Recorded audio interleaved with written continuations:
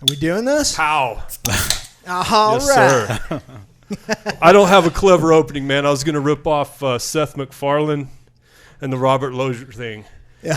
Robert Cheers Lozier. for Tim, as in, hey, Tim, look, it's Brendan Batch. That was terrible, but I love it. Yeah, cheers, cheers guys. everybody. Cheers, gentlemen. It's great to have Brandon on the podcast. It is. Absolutely. Cheers to you guys. Yeah, well, it's good to be here. I I'm appreciate glad you y'all's made time it. and the opportunity. I'm Hey, excited about this. I got to say, I'm a little nervous, which is uncommon for this podcast because this is an important thing. Yeah. You're running for Congress. I am. You know, I honestly, if you would have asked me a year ago what I saw myself doing, it would have been making biscuits. I mean, I was in biscuit world, you know, a year ago. We were in Austin, and I was helping my brother get this restaurant called Berber Biscuit up and running, and you know, that was in and of itself an incredible experience. You know, but you know, when God opens doors for you, you walk through them, and this was one that opened up. Right on, and, man. So here we are. Amen to Well, that. we Yeah, know each absolutely. other through one of the greatest doors ever opened in my life. Yeah, Yeah. it's a beautiful thing. Yeah, you It is. two guys' families, you go way back. Just in a way, your families are families in a way. Yeah. Yeah. So in 1984 or 85, there was an organization called Explorer Scouts. I think they still have it. Right? I think they've actually. Well, I don't know. I can't actually. remember. It's been a long time I'm- since I've heard about them. I'm not sure. But if I'm not mistaken, I was actually just with my uncle and he was telling me about it. It was kind of like Boy Scouts for. It was done through Boy Scouts of Yeah. America, but it was career and vocation oriented. So I was actually in two over my life. I was in one for law enforcement, and it was through the sheriff's office, and I went to work. I started my law enforcement career there. The other was aviation, and there were a couple of sponsors to it. One was your father, Juan Batch, and another was Wally Scott, very famous aviation name in Midland. I remember Wally Scott. Yeah, Yeah. good dude, man. Yeah, he was. And what happened, there was no way. My stepfather was a pilot, and he stopped flying a few years before because he busted his physical, and he had high blood pressure, and he got depressed and weird over it and drinking and other things. He never got back into flying. He was just so upset over not being a pilot and having the physical limitation. He never did. Yeah.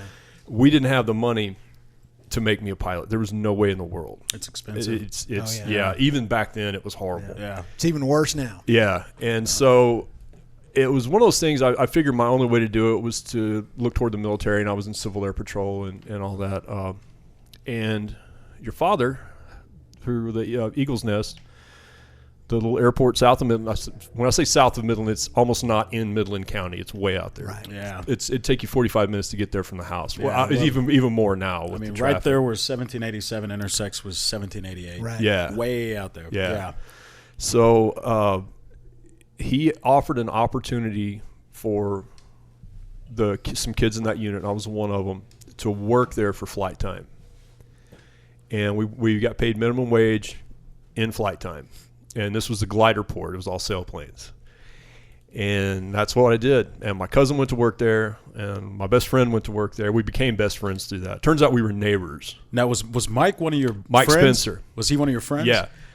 So Skip, my uncle, told me a very funny story about an hour and a half ago that I think you'll. All right, yeah.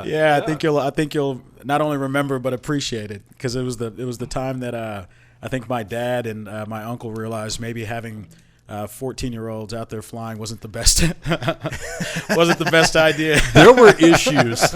I bet.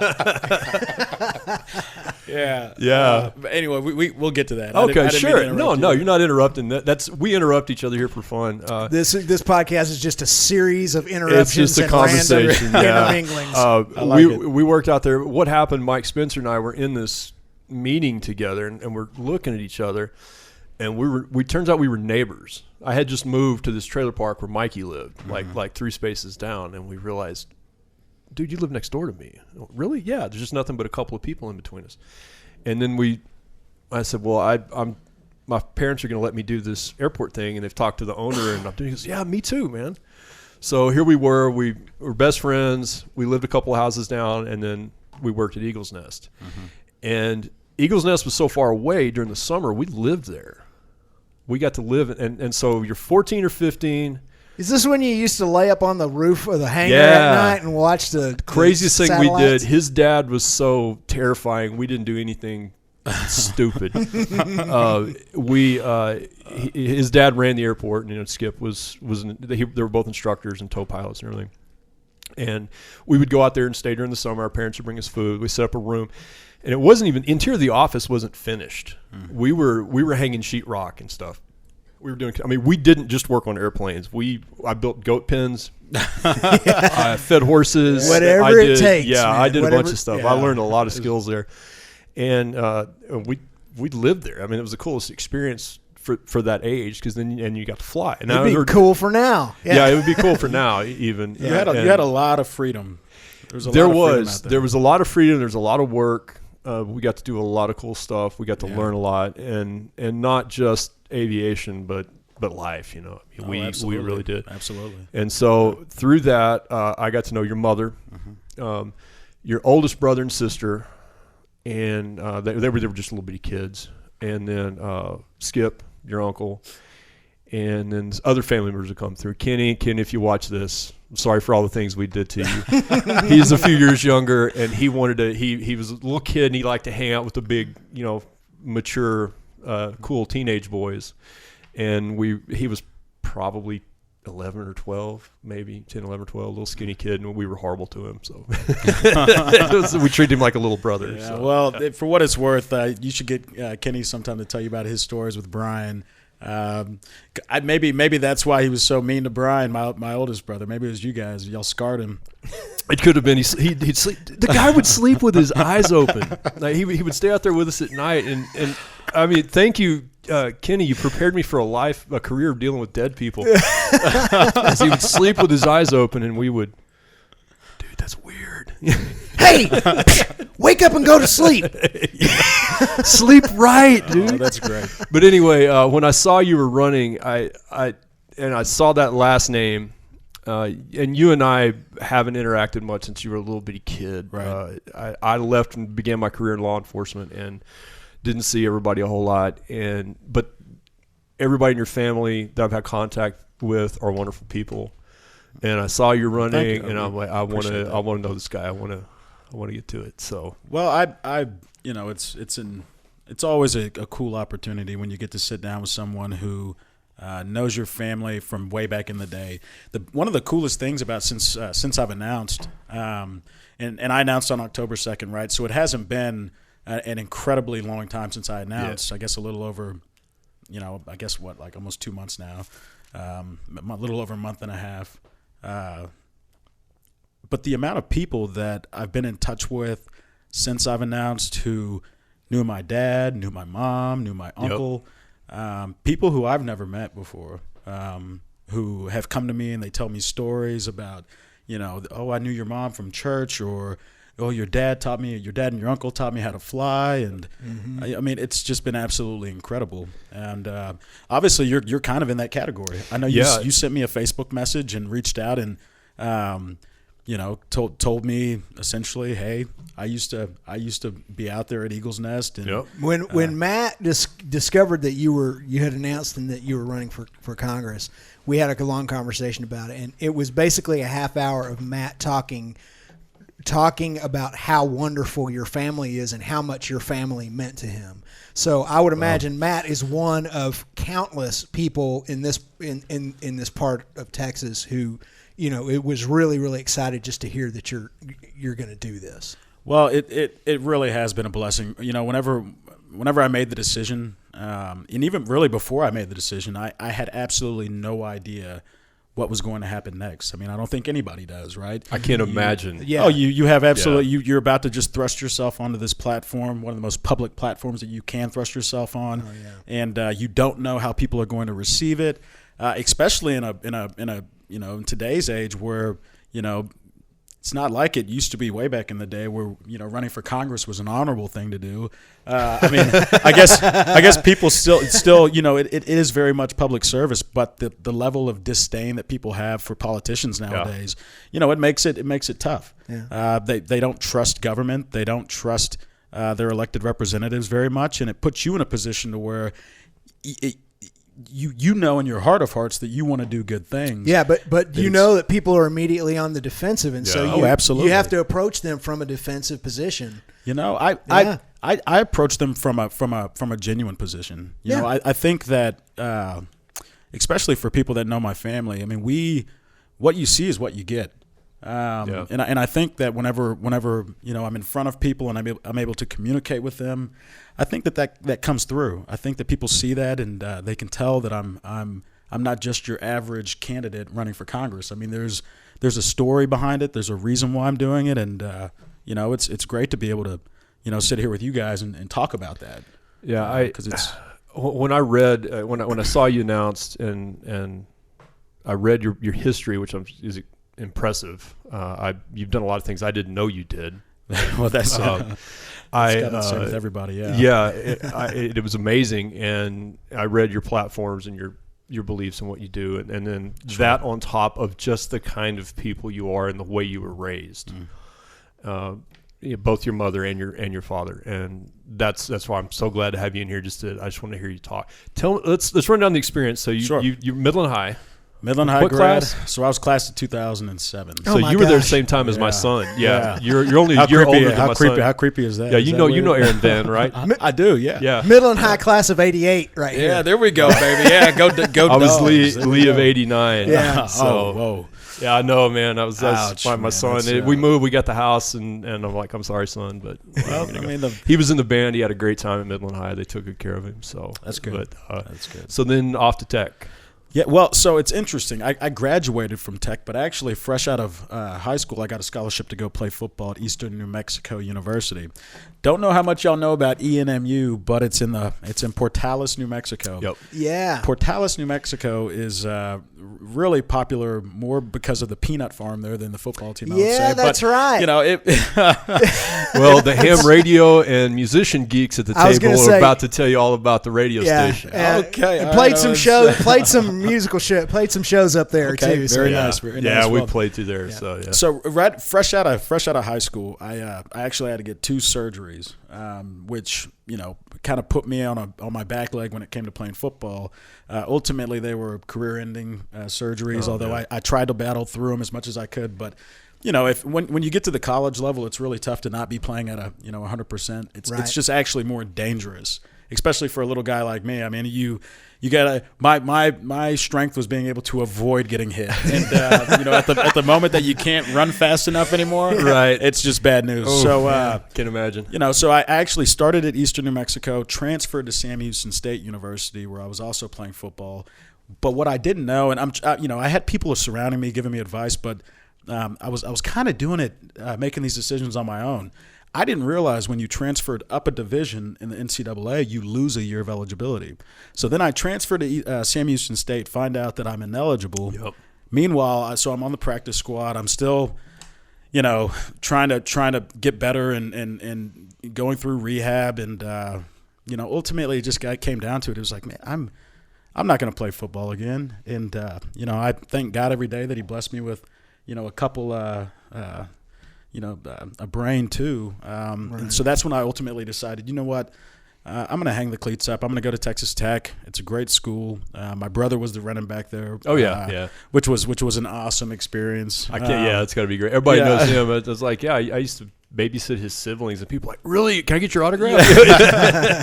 Well, one of the most interesting things is since I've been back, so I graduated from Texas Tech. Since I've been back, I cannot tell you how many people have gotten me confused with my brother. Oh, yeah. They come up to me and they're, oh my gosh, we used to love watching you run the ball at Texas Tech. No, you didn't. It's like, well, no, I'm on the crutches waving.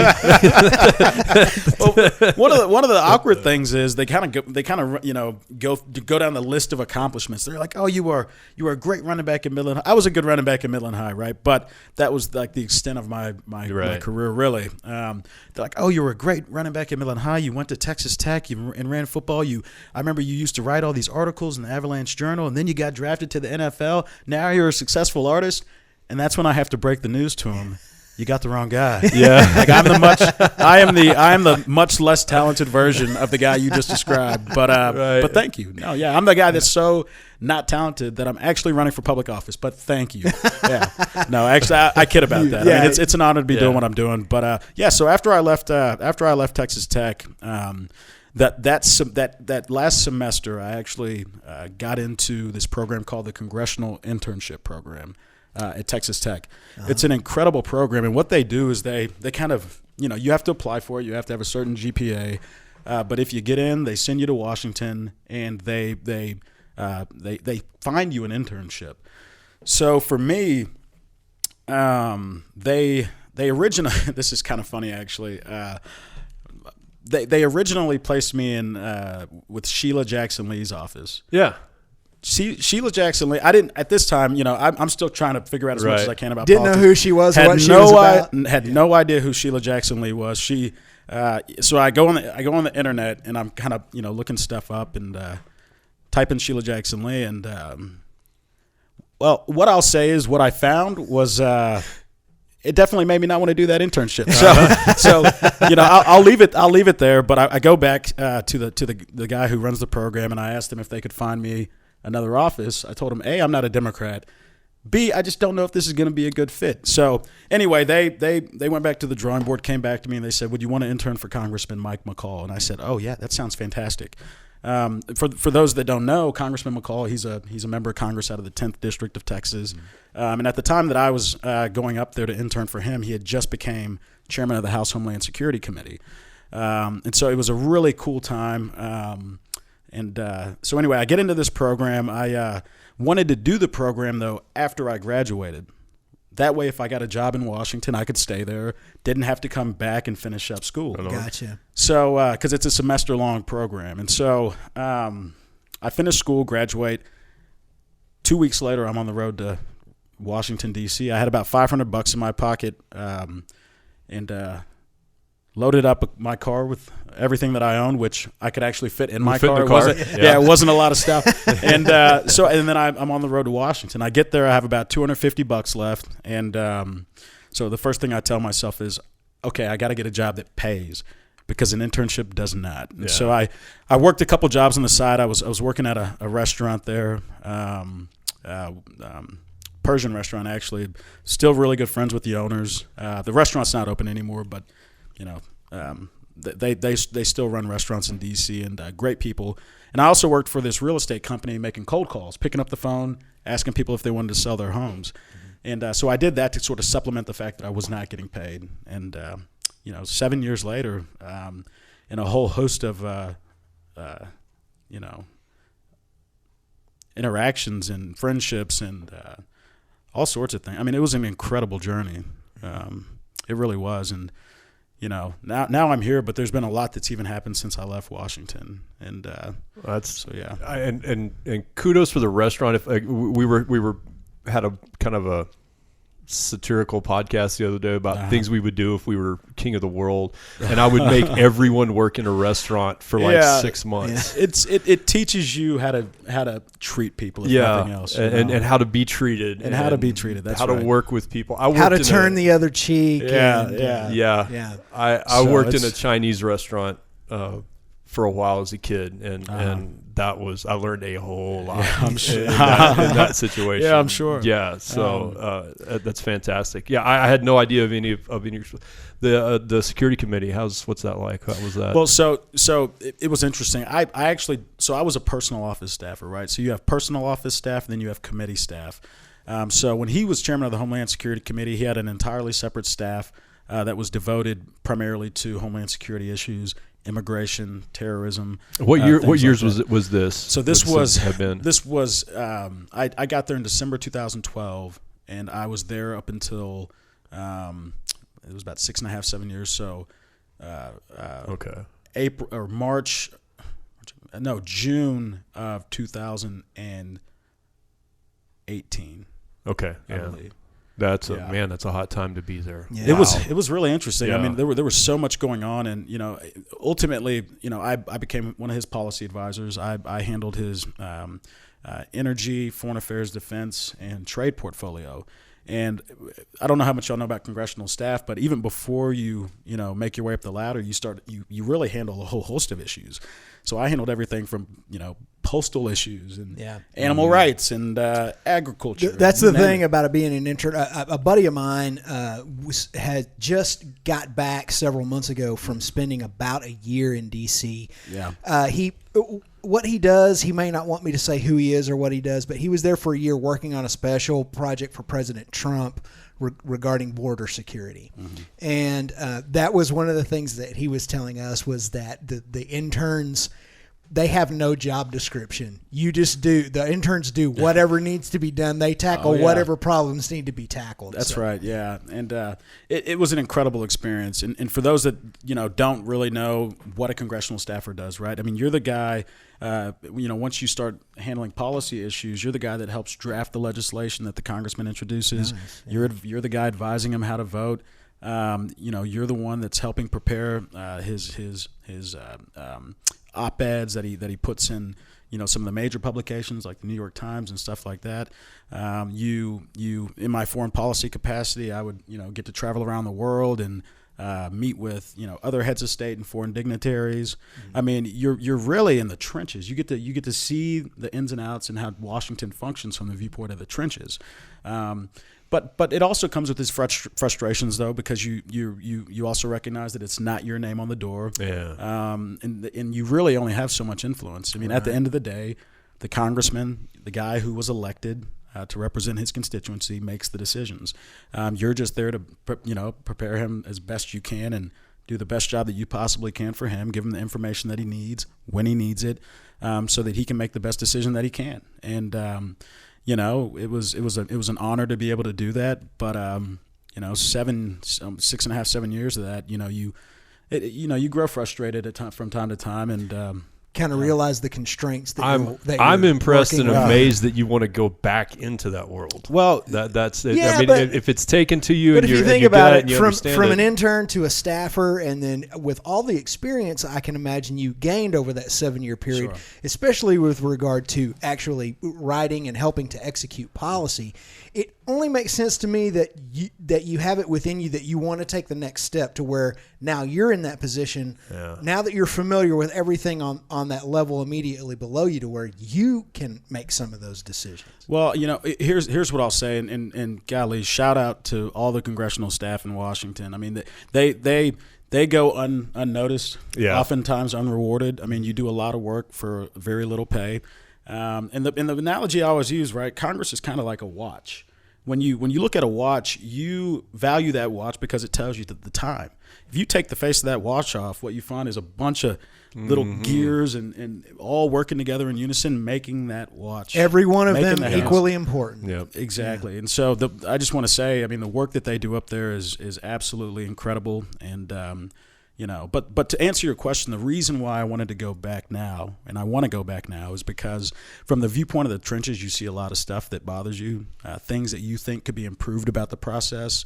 As a staffer, you don't have the influence to do anything about it. As a member of Congress, you do. Mm-hmm. And so there are some things that I hope if I can get elected to go up there and possibly change. So I want to ask this two angles. Like, what are your?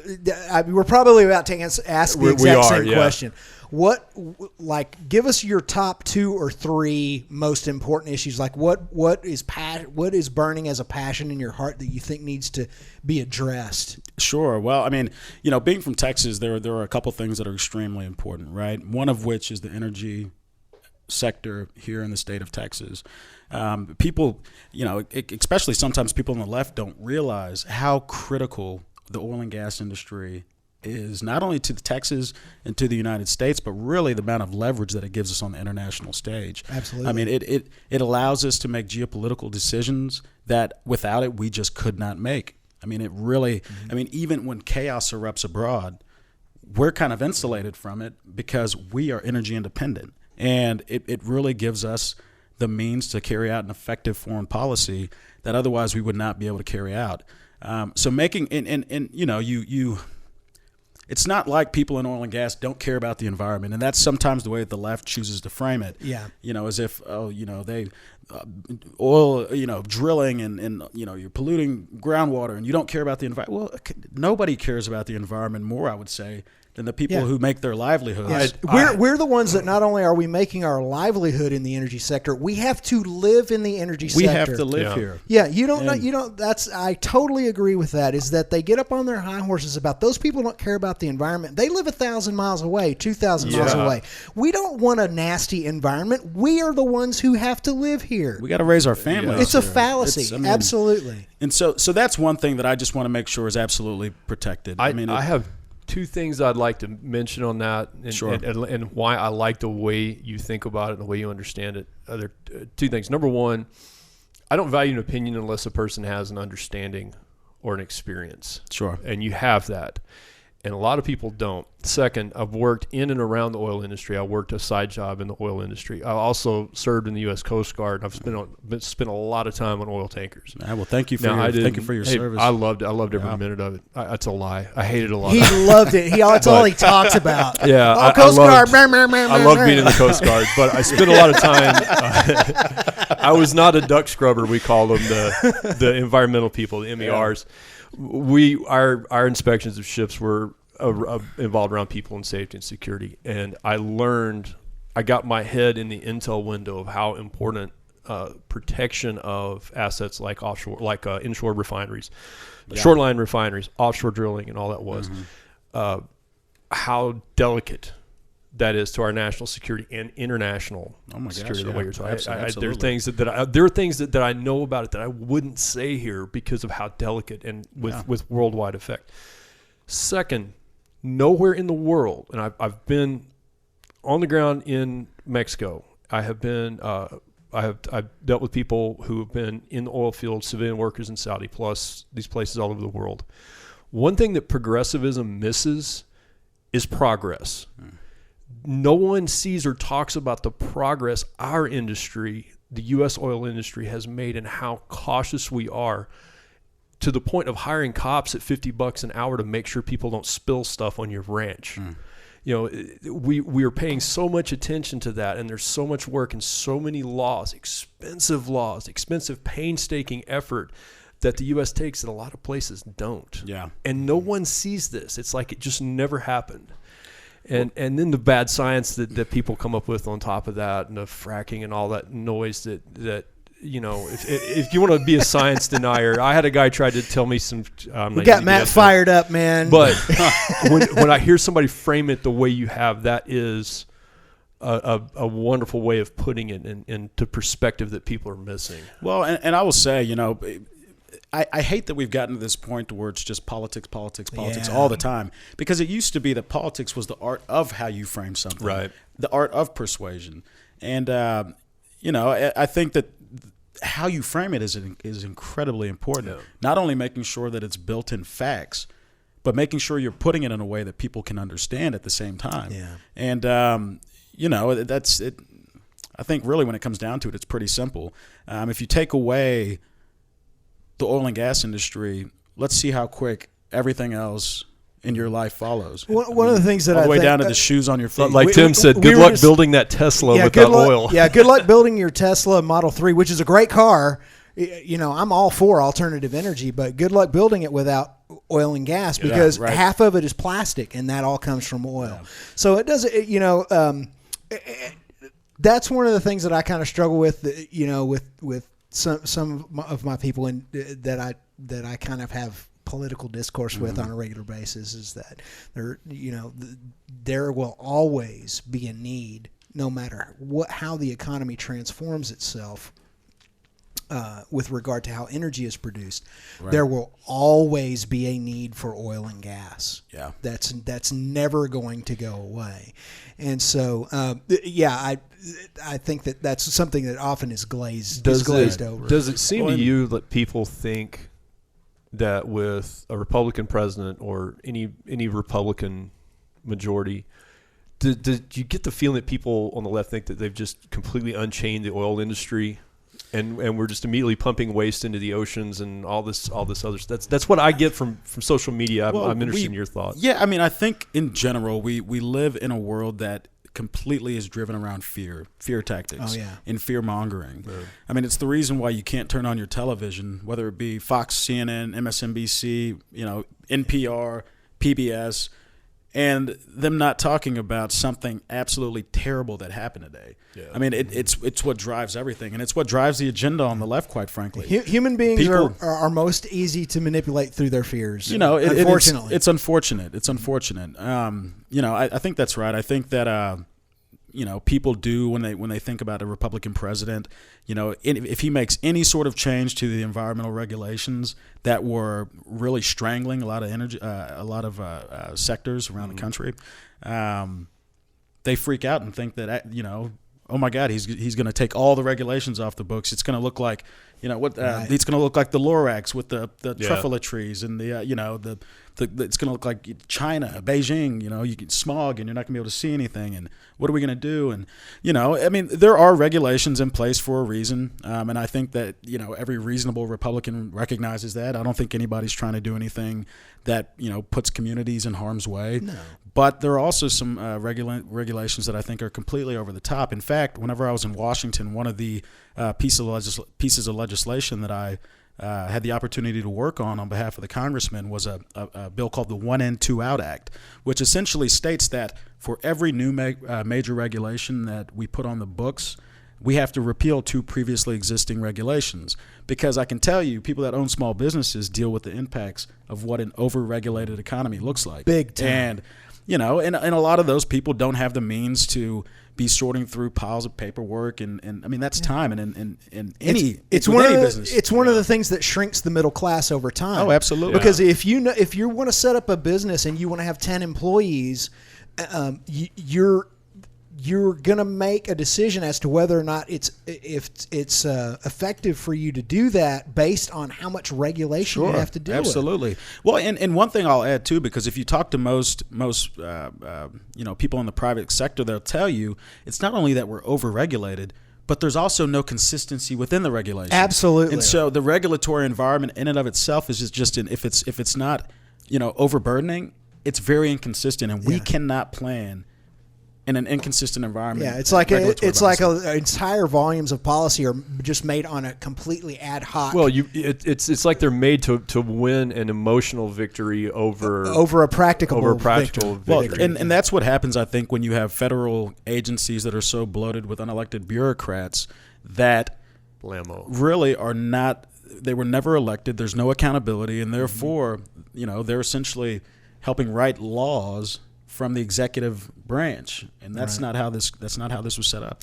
So it's beautiful. That's one of the issues that I care a lot about. Of course, being from Texas, we got to have a conversation about immigration. And you saw this primarily during the Obama years. One thing that I always believe is that you have to secure the border first before you can have an honest conversation about making reforms to the immigration system itself. Agreed. And really, people paint Republicans in this light. Oh my gosh, they're racist, and they just don't want other people coming in. It's like, no, we do. And I'll tell you an interesting story.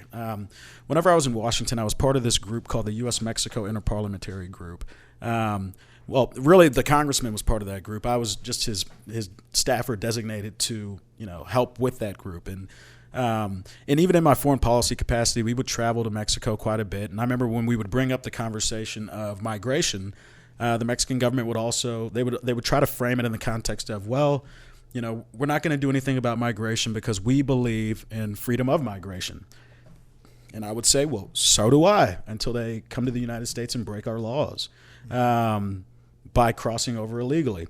And so one of the conversations that sort of stemmed from that was, the Mexican government needs to put more pressure on the Guatemalan government, and they need to work together to secure, because there's also a misconception that the majority of people that are coming over from Mexico. Yeah, and that's not true. And that's not true. I mean, you have the Northern Triangle, right? Guatemala, Honduras, El Salvador, which, God bless those people. I mean, that region is completely riddled with violence and crime, and they have weak judicial systems, so there's no real accountability.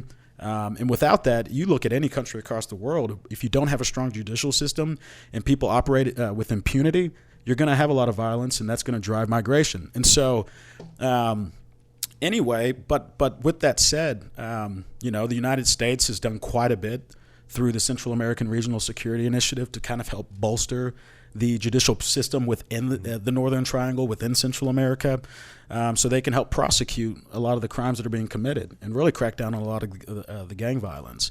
But really, and this is one thing that I'll commend President Trump on, especially, the Mexican government has for a long time allowed for Central Americans to move through Mexico, just to get to the border, to get to the border. Yeah. And that border with Guatemala, I mean, it is a fraction of the size of the U.S.-Mexico border. It's tiny. I mean, we're dealing with 3,000 plus miles of border here when they're dealing with hundreds down there, if that. And so, right when Trump got in office, that was one of the first things that he really shined a spotlight on.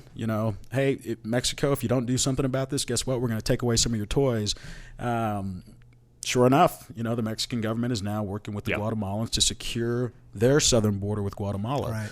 And I think that's why you've seen a change in the amount of illegal crossings and apprehensions. It wasn't rocket science. Everybody knew it. But well, once you're, I don't know in miles the exact, from the southern border of Mexico to the northern border of Mexico, say Texas or Arizona or New Mexico. Mm-hmm.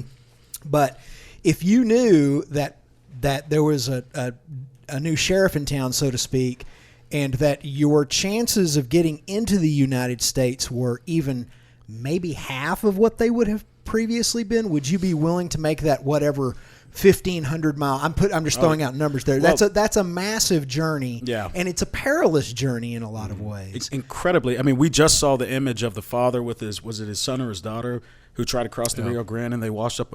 I mean, that is absolutely, it's tragic. It absolutely is. And that's what I think a lot of people on the left miss, is that when they throw out the idea of open borders and everybody can get here, they're not understanding the peril and the desperation that these poor people will subject themselves to and die along the way, or worse. I mean, and their fates in Mexico worse than death that not a lot of people want to talk about. Right. I learned that in patrol. When I was a patrolman for the sheriff's office here, the conditions that we would find people in. They've been in trucks for days from El Salvador, pregnant woman with the kid, people on trains. A guy fell off a train at some point and was killed, mangled in the machinery, and nobody knew why, and nobody wanted to talk, and we couldn't figure any of it out. But they had been in a train for who knows how long. There is an aspect to the dynamics happening in Mexico and in Central America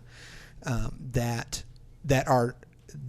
we do not increase our humanity by facilitating. No, absolutely not. And I mean there's no other way to paint it than it's a tragedy. But when the cartels, or the coyotes as they're known, right? Yeah. I mean, the amount of what I think it maybe is like $3,000 to $5,000 that some of these families pay to get smuggled into the United States, and that path often involves a lot of sexual violence, sex trafficking, and some of the most horrible things that you've ever heard of. And I don't think that we should be encouraging that necessarily. And quite frankly, I think that people who are supporting policies that do need to look at themselves in the mirror and really ask themselves the question: is that something that I need to be supporting?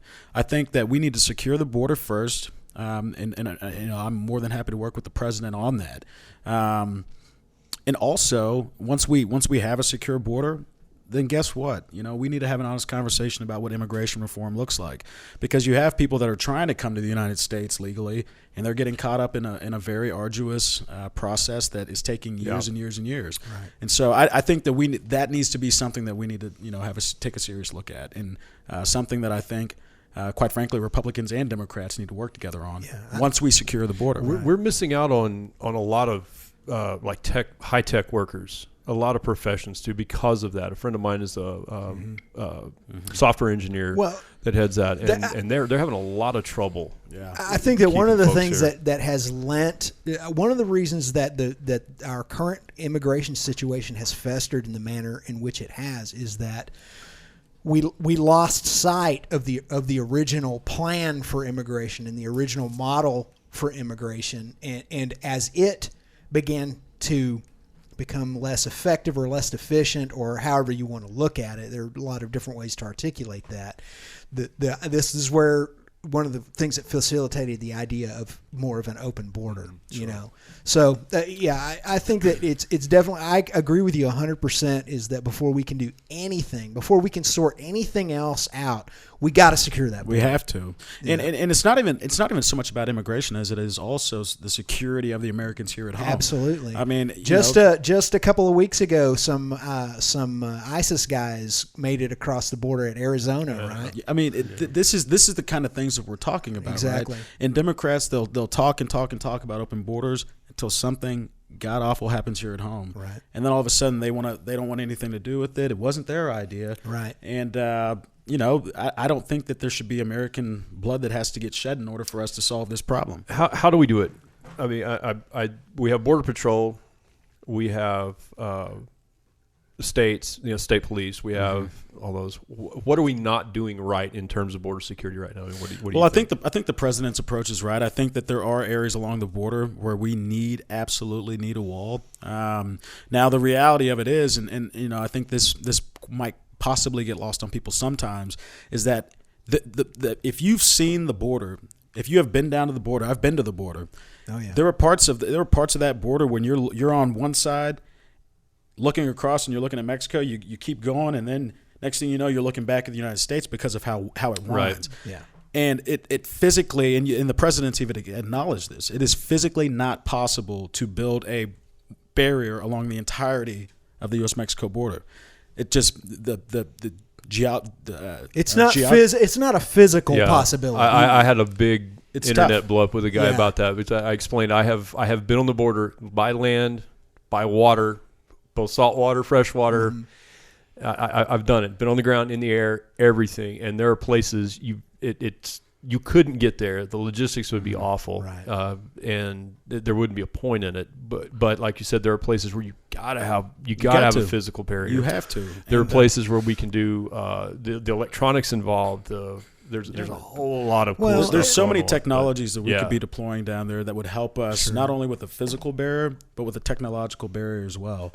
And I think the physical barrier is what allows the Border Patrol agents the time to actually get there once the technological barrier identifies that we have an issue here. It makes they're able to be more efficient because of that. Right. Yeah. And I think in general too, I mean, if you talk to most Border Patrol agents, they'll tell you that they need more manpower. I think that's something that the president has done a great job on. They need more manpower. They need more boat ramps. They need, areas where, for example, if you're on a boat going along the Rio Grande, at some point you're going to have to make an exit if you need to.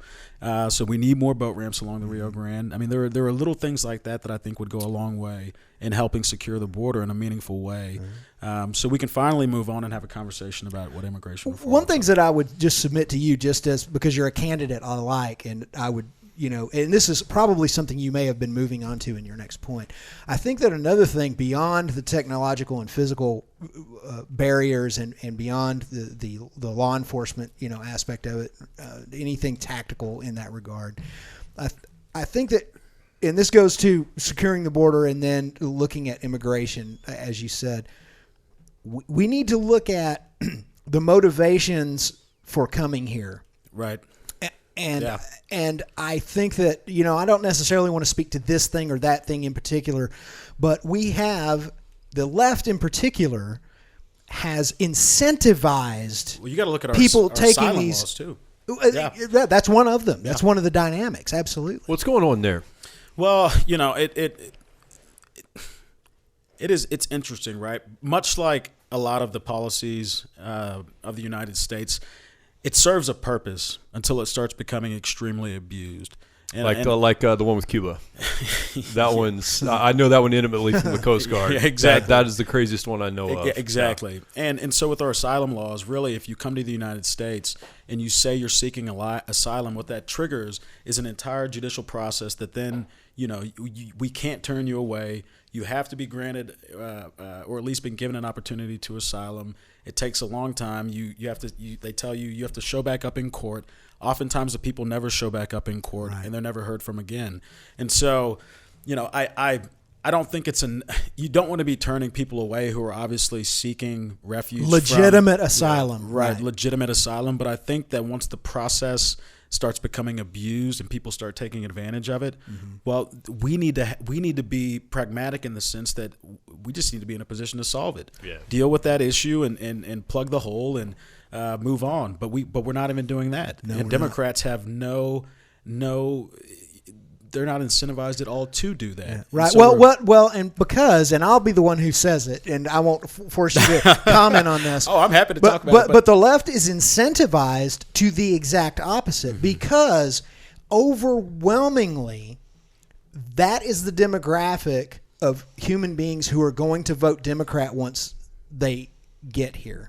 Whether it's legitimately voting or illegitimately voting. I'm retired. I'll say it. If it was Canadian conservatives coming over the border, it would be a totally different conversation. That would be. That is true. Yeah. And I've seen that in my experience with the Coast Guard and different nations, different classes and groups of people doing things with immigration situations. You've got to keep in mind though that the conservative Canadians, the conservatives. I was just I know that was metaphorical, out, but they're not coming down obviously because they have a. You can say what you want about how Canada does its public and social policy, but they have a secure country with a good social safety net. We are Mexico's social safety net. Right. And that's why the problem exists. And that goes back to my original comment about people's actual human motivations for why they are coming here. Yeah. So Well, I think too, we have to be incentivizing people to stay in their countries of origin and make those countries better to where they don't even have to leave to begin with. And I will, the United States government has I think done a decent job of trying to help build improve stability within some of these countries. But at the end of the day, people who are coming over here and wanting to create jobs, we need to be incentivizing them to create jobs there, employ people there.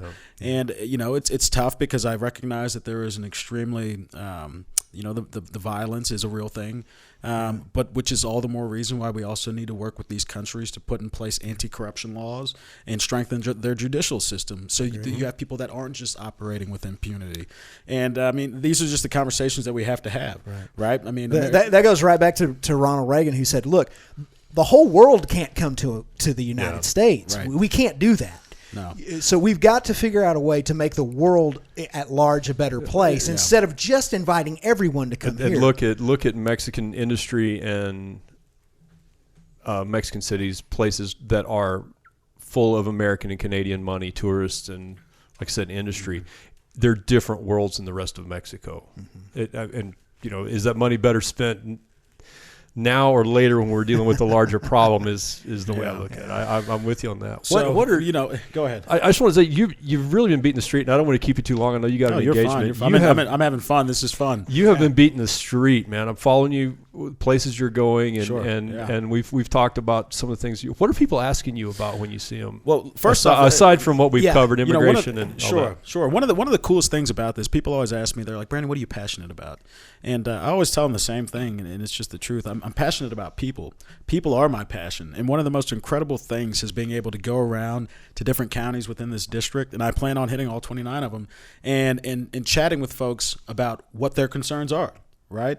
I mean, you go out to Granbury, they'll tell you we got to do something to reform the Social Security program. Right now, we've known it was an issue. We know it is an issue, but because we're in this hyper partisan, political climate that we're in, we're not able to work together to get that solved. Meanwhile, who knows if I'm going to be able to benefit from the Social Security program? Who knows if my kids are? Yeah. But really, There are two things that I believe really we should look at when we think of a barometer of how great of a country we are, and that's how we take care of our elderly and how we treat our youth. Mm-hmm. And right now, I would say that we're failing in terms of how we take care of our elderly. I mean, we have to do so. And the folks in Granbury, they're concerned about that. Yeah. They're concerned about the state of our Social Security program. And so, for the folks in Granbury, that's their thing. You get out to, for example, I'm going to be in Llano Junction and Brady this weekend. They're really concerned about agriculture out there. Mm-hmm. They want to make sure that the agricultural well-being of that part of the district, somebody who gets elected is going to represent the farmers and ranchers. Right here in my hometown of Midland and over in Odessa where I was born, one of the things that they care about obviously is the oil and gas economy. And so when you hear about, obviously this is a big district. It's a very big rural district, and no matter where you go, there are going to be people that care about different things. And if I get elected, it's going to be my job to do the best I can to help represent this district as a whole. There's not a single one of these issues that I view as not being important. And I think that there are common areas too that people agree on, no matter where you go. Absolutely. In the district. Yeah. The Second Amendment being one of them, immigration being one of them, the national debt being one of them. I mean, these are all issues too that I know people care about, not only in this district alone, in the state of Texas in its entirety. And so, getting to hear from people about how much they love this country and what they want to see fixed in it, it motivates me. Mm-hmm. I get to wake up each day and try to work as hard as I can to put myself in a position to then go out and represent the needs and the concerns of the constituency here in Texas 11. That's amazing. I can't imagine what it's like. I'm like I said, was a cop for almost 30 years, so it's all dark and jaded noise for me. It's so refreshing to hear. It's so refreshing to hear what you're saying with this passion. And one of the things that really interested me when you and I had a conversation about you coming here is you said something I have never heard anyone say who's running for any office from down at my level with DAs and sheriffs and constables on up, is that you have a philosophy to all of this. That and what you told me about that was impressive, and I'd kind of like you to sort of unpack that for me. Yeah, so outside of my political beliefs, I do love philosophy. There have been a lot of great minds that have existed over the course of human history, and I think that going back and reading the way that they thought about things is very important. For example, one of the greatest philosophers that I sort of follow is a guy named Marcus Aurelius. We were kind of talking about him. Oh yes, I am a Stoic myself. Yeah. I have. Okay, go ahead. So yeah, but this is what it sounds like when doves cry. The meditation solution. You guys are adorable together. I'm just saying this, man. Yeah, no, this is awesome. Make sure that camera's in nice. Is there a nice little there? Yes. But yeah, so Marcus Aurelius was one of the 5 great emperors of Rome. And he ushered in this period that was known as relative peace in Rome, in which Rome was still out doing its thing. It was still conquering the world, and but within the actual within Rome, it was stable. And a big part of that was, I think, because Marcus Aurelius understood human tendency, and he understood what it means and how effective an individual can be if they're capable of removing themselves from their own individual perspectives and taking time to recognize that each person has a perspective that they guard more than anything else, right? Because your perspective is your reality, and it's a culmination of the way your 5 senses have informed you over the course of your entire existence. And because of that, everybody thinks their perspective's right, and nobody wants to admit it's wrong. And it puts you in a position to where, for example, right now, one of the things that you see in Congress a lot is people just throwing these verbal grenades across the aisle in the name of common sense, thinking that in some way that's going to be how we are going to move things forward, whether you agree with each other or not. I have strong conservative beliefs. I'm happy to sit across the table from someone and have an actual dialogue with them about why I think what I think and actually listen to them too. We might not agree at the end of the day, but guess what? Even the act of just listening to an individual puts them in a different mindset where they might then go out and be willing to actually listen to you. And we're just not there right now. And so, when I talk about my philosophy, really what I mean is exactly that. The act of removing myself from my perspective just a little bit so I can better understand where people are coming from. So if nothing else, I have a better way to counter where they're coming from. Yeah. If the more you understand your opposition, the more you understand your enemy, the more effective you're always going to be in defeating your enemy. Now, I'm not saying we need to go out and slay all the Democrats. That's not what I'm saying here. Right. But I'm No, saying we know what you're driving. Yeah, That's, they that's how have you a- say it. That's brilliant, because that's what people take away is this head on, worthless, just pounding. You're in a really good position to bridge that gap. Yeah, though. I think it better that's than a beautiful. That's a brilliant way of saying it. because you're approaching it from the standpoint of the standpoint of humanity first. It kind of goes back to you're talking about. Okay, I'll give you an example. Sure. Just real quickly. I know you got to go. Oh, My grandparents, who I cry when I miss them, were Democrats.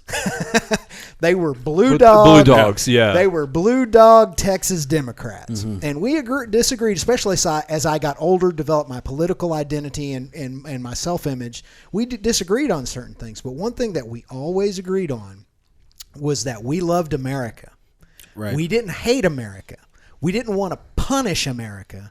We wanted America to be a better place. We may disagree on how we're going to do that, and we can get together and talk about that as Americans and figure out a way to do it. And one of the things my grandma always said, which references back one of your comments, is that you always know how much love there is in a society by how they treat little kids and old people. And my grandparents were Fraternal Order of Eagles. They fought for the Social Security Act, which the Fraternal Order of Eagles was instrumental in. Yeah. And so that's one of the things where I think a guy like you, who has a philosophy, who understands guys like Marcus Aurelius, who one of the most important things he ever said is that the soul will become dyed with the color of its thoughts.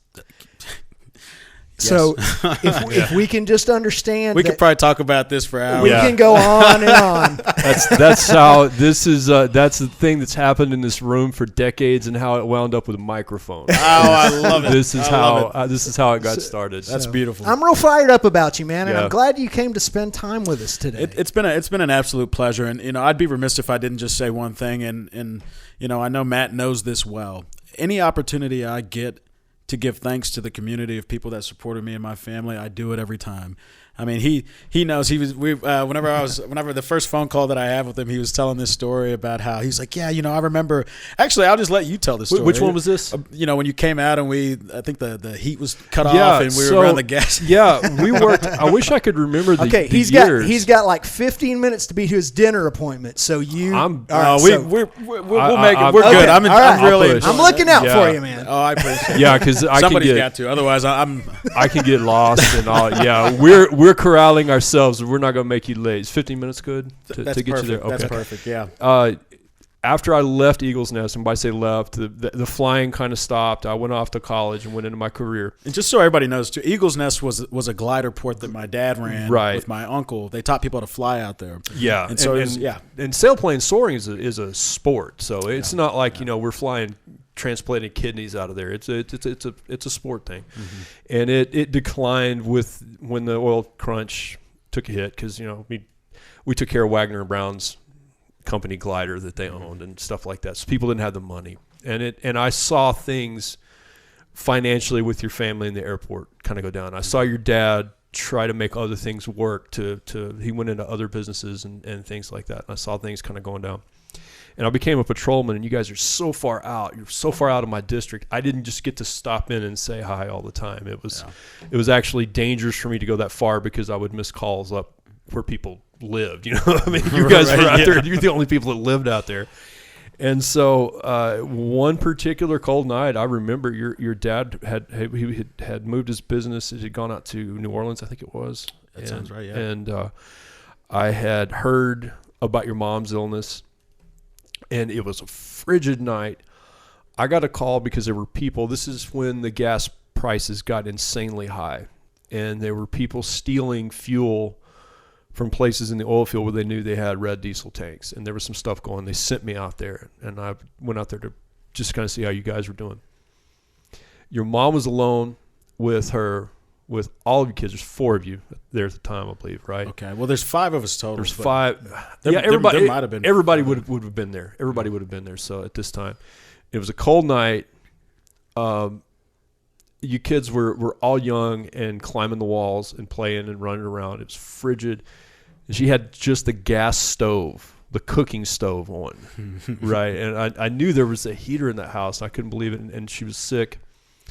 But I remember she was smiling, and I remember her telling me, she said there was a lot of trouble. Your folks between the business and the home, there was a conflict over where your dad's attention was going, things that I saw just living there. Yeah. And your mother very much mothered us.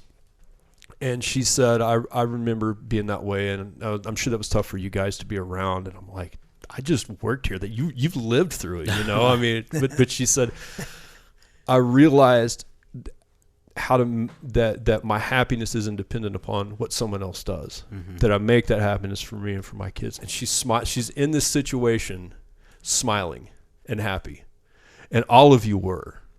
Well, that was Joyce and Batch for you. I mean, she had every reason in the world to think to be a pessimist, and she was an eternal optimist all the time.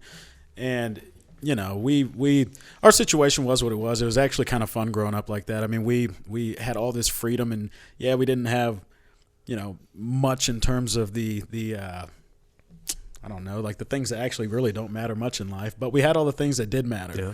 And one of those was an incredibly supportive community, both here in Midland and also in Odessa, who looked out for us. And they, there's not a day that goes by that I'm not thankful for that. There were so many people that were kind of out in the country towards Eagle Nest. You want to call them neighbors. I guess you could call them neighbors, but out there, a neighbor is not. They're way out there. Yeah, you don't walk next door and borrow a cup of sugar. Right. You gotta. Yeah. I mean, maybe a mile away or something like that. Or I remember there was a family that lived right there by Eagle's Nest. Do you remember Jim and Ann Fowler? Oh yeah. Yeah. I pissed Jim Fowler off one time. Yeah. Long story. I'm gonna make a story, but I made a mistake flying, and I got in his way. I wasn't paying attention, and he had a group of skydivers. Oh yeah, I remember. Your dad sent me over there to apologize to him. Your dad made me go over there. I would just as soon have stuck my head in a bush and never done that, but I had to walk through the walk of shame. I'm sorry I almost went through your chutes with my leading edge. Well, they didn't get to drop because I didn't take a radio. Yeah, it was one of those days where it was just your dad and I were the only two people at the airport that day. And a customer had left a plane, and he goes, "Hey, man, you got two choices. You can push that airplane back, you can fly it back." And I said, "Fire up the tow plane. Let's go." So he shot off, and he landed and put the tow plane up and was just waiting for me. And he said, he didn't care. I could go screw around for a while. And I got under. I didn't know Jim was gone. I didn't see him leave, but I didn't look. I was out trying to find those last few thermals to go flying, right? Because I was going to show your dad what that's a badass an easy thing to get laser focused on, is trying to find thermals. Also, I was looking for those B1s. That was about the time of day the B1s would come through, on that little spooky route they had where they'd run Map of the Earth and all. And I was just out being a teenager in an airplane. And I got in his way, and he did made me. Well, there's one story that I want to mention only because my uncle he told me to mention it to you. And it's about your buddy Mike, and it was when my uncle and my dad kind of determined that having 14-year-olds out there flying was probably not the best idea. I was just with my uncle a minute ago, and he goes, "Yeah, ask him if he remembers that time Mike was coming in, and he was probably going about 90 miles per hour trying to land the plane, and the plane starts bouncing. He's trying to force it down, and he's like, my uncle says, I'm sitting there with your dad, and we're just thinking to ourselves, this kid's about to kill himself."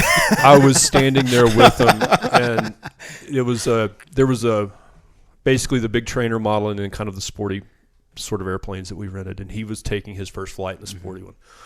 And we watched it all unfold, and I had done and seen thousands of landings, and he was going through there like a rocket.